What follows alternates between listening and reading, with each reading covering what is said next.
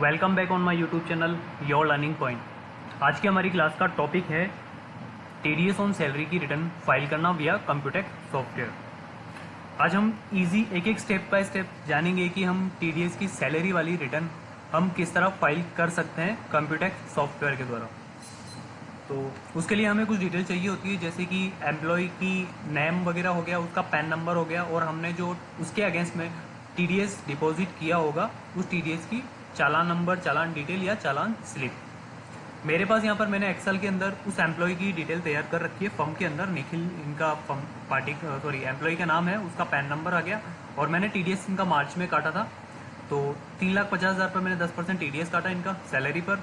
And उनका TDS हमने deposit करा था मई में, यानी कि हमारे मई में डिपॉजिट करने का मतलब है हमने उन पर इंटरेस्ट चार्ज किया है। तो मैंने यहाँ पर इंटरेस्ट 1,050 चार्ज करके यहाँ पर एंटर कर दिया। टोटल मेरा अमाउंट 36,050 हो गया। हमारे टीडीएस की दोनों चालान अलग अलग है। इंटरेस्ट का चालान हमने अलग डिपॉजिट करा है एंड टीडीएस का चालान हमने अलग से डिपॉजिट किया है। तो चलिए शुरू करते हैं। आगे बढ़ने से पहले मैं आपको ये बता दूं कि टीडीएस की जो मैंने आपको last time non salary return का प्रोसेस बताया था, टीडीएस ऑन सैलरी और ये नॉन सैलरी दोनों का प्रोसेस सेम है। सिर्फ इसमें थोड़ा सा चेंजेस होता है, जो कि चालान एडजस्टमेंट का है एक, और एक चालान को इंपोर्ट करने का प्रोसेस सेम मिलेगा आपको। बाकी आपको रिटर्न फाइल करने में किसी तरह की कोई दिक्कत नहीं आएगी, क्योंकि रिटर्न फाइल करने का बाकी अदर प्रोसेस पूरा ईजी और सेम है, जो कि हमारा पीछे नॉन सैलरी वाले का था। अब यहाँ पर मैं एम्प्लॉयर का नाम सर्च कर लेता हूँ, अनिल कुमार। Q4 हमारी रिटर्न में रहेगा। असेसमेंट ईयर 25-26 हमारा रहेगा। देन मैं यहाँ पर कैंसिल प्रेस कर देता हूँ।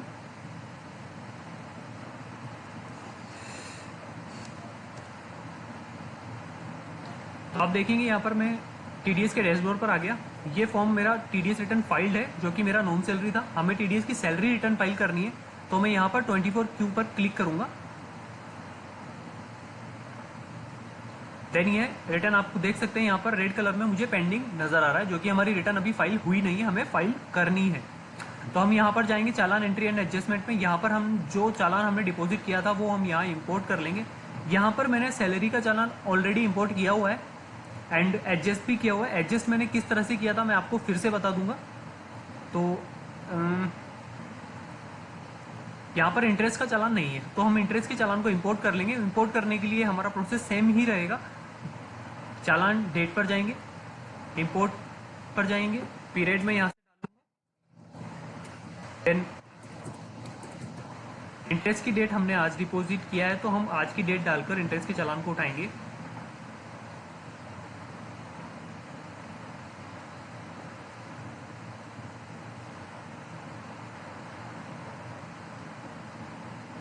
ओके गाइस, तो आप देख सकते हैं 1,050 का जो मेरा इंटरेस्ट का चालान था वो यहाँ शो कर रहा है। मैं यहाँ पर टिक मार्क पर सेलेक्ट करूंगा, देन इस चालान को इंपोर्ट कर लूंगा।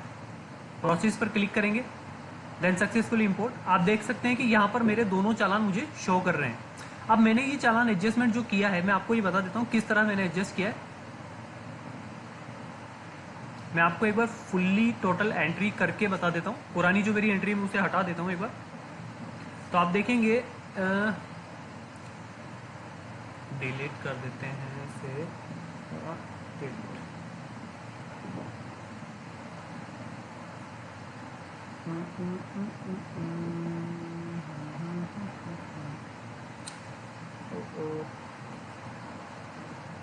क्या हुआ इसका,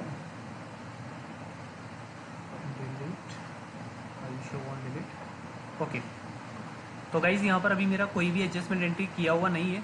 अब मैं यहाँ पर एग्जिट ले जाकर एक बार आपको अपने चालान को फिर से दिखाता हूँ।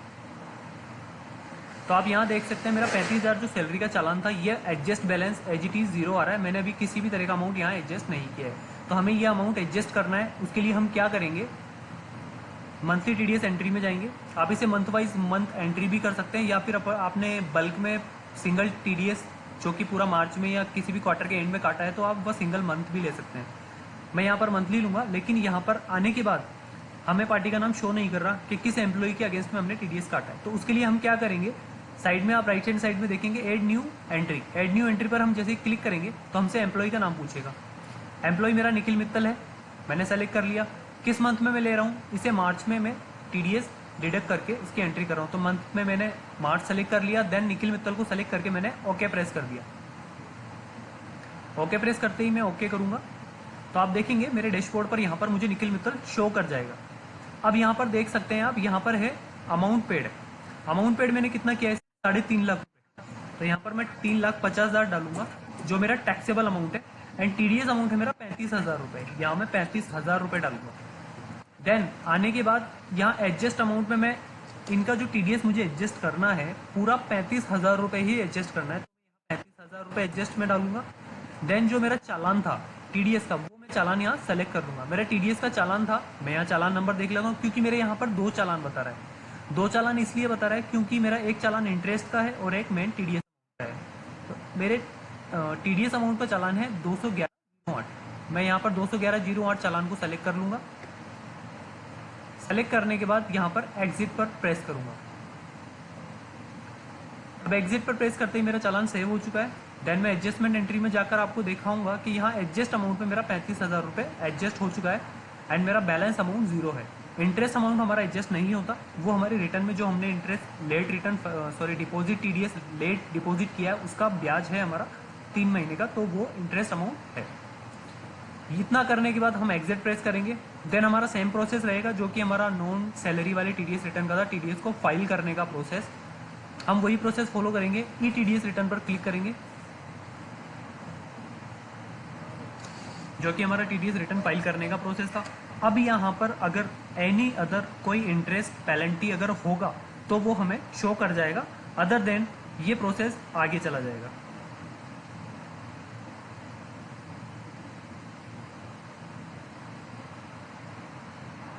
आप देख सकते हैं प्रोसेस इजीली आगे जा रहा है।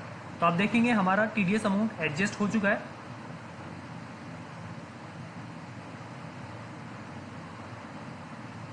यहाँ पर हम कंटिन्यू पर क्लिक करेंगे।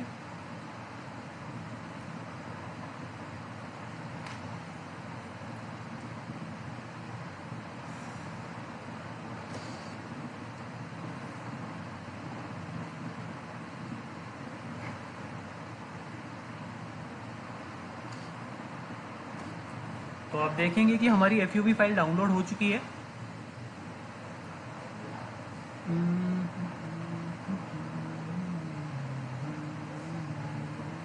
हम इस फाइल को सेव कर देंगे। आप इसे जहाँ भी सेव करना चाहे कंप्यूटेक्स में सेव कर सकते हैं। ये ऑटो पाथ वहाँ से उठा लेगा, तो इस चीज़ का हमें कोई टेंशन नहीं लेनी है कि ये चालान हमने एफयूबी फाइल हमने यहाँ सेव की है तो वहाँ से जा रही है। देन हमें उसे सेव करने के बाद ई टीडीएस रिटर्न के बाद हमें ई रिटर्न डायरेक्ट अपलोड पर क्लिक करना है।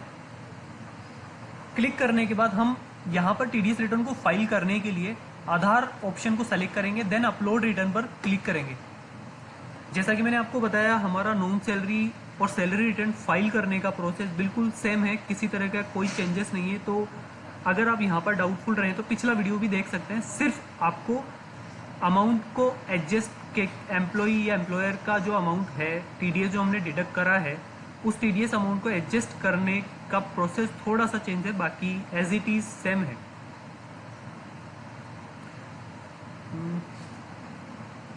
बाकी प्रोसेस अभी कंप्यूटर्स खुद ले लेगा, जो कि जैसे कि आप जानते हैं कि एआई सॉफ्टवेयर है। अगर हमने टीडीएस के आईडी पासवर्ड को प्रॉपर तरीके से सही डाला है, हमें सिर्फ यहाँ पर कैप्चर ईटीसी डालने की ज़रूरत पड़ेगी एंड जो भी हमारा ओटीपी होगा रिटर्न फाइलिंग का वो डालना होगा।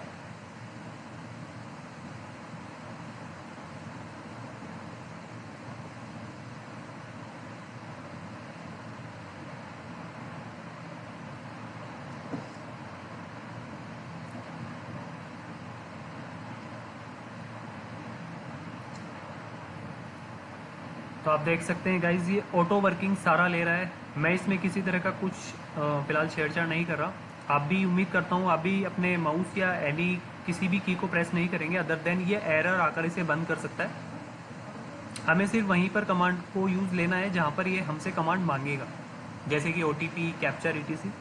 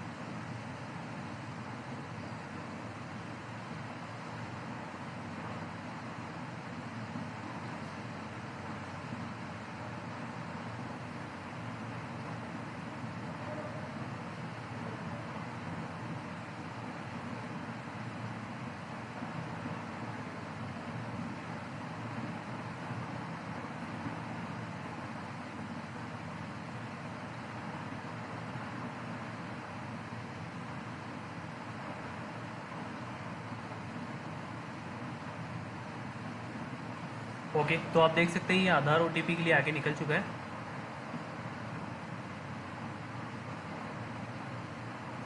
कंटिन्यू पर क्लिक करेंगे, देन आधार ओटीपी के लिए हम वैलिडेट करेंगे। देन मैं आधार ओटीपी लेकर इसे सबमिट कर देता हूँ हाथों हाथ।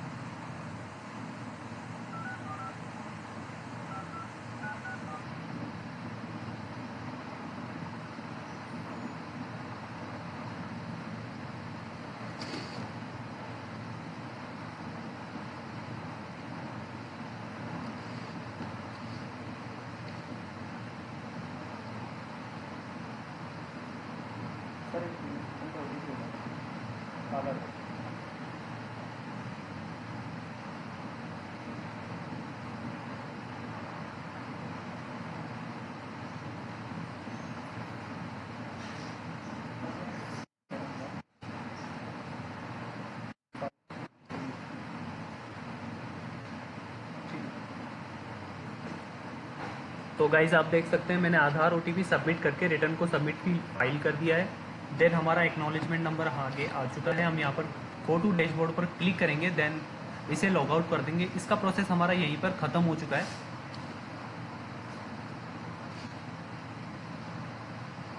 इसके लॉग आउट होने के बाद हम इसे क्रॉस कर देंगे। देन यहाँ पर हम एक बार F5 प्रेस करेंगे। देन फिर से हम आधार पर क्लिक करके गेट एक्नॉलेजमेंट डिटेल पर क्लिक करेंगे ताकि हम फाइल रिटर्न की एक्नॉलेजमेंट डिटेल को ले सकें।